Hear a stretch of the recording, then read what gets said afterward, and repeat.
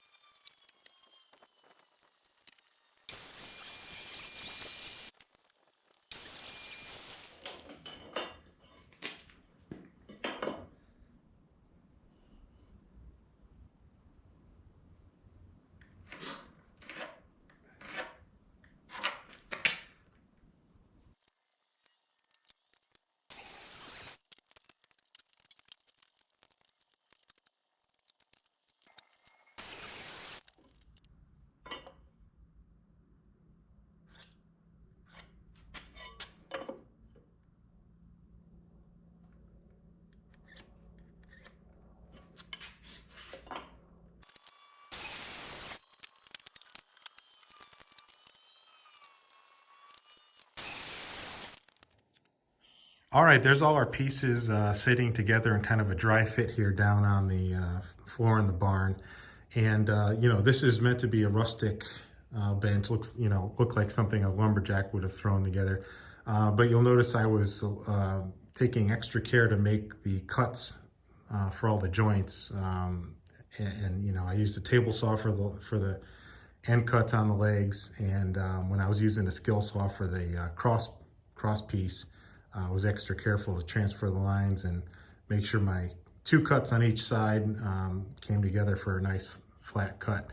And really the main reason to do that is so that our joints are nice and crisp and tight, and the assembly goes together easier. And that's really the main purpose. This doesn't have to be perfect, but since we're just going to lag this together with some timber screws, having nice flat crisp joints makes that much easier. I mean, you can see I got it laying here flat on the concrete floor, and everything matches up pretty nicely because I took extra care with all the joints. And so the next step is really going to be to drill some pass-through holes for the timber screws and the pieces they go through, and let them lag into the pieces where they anchor, and we'll get working on that next.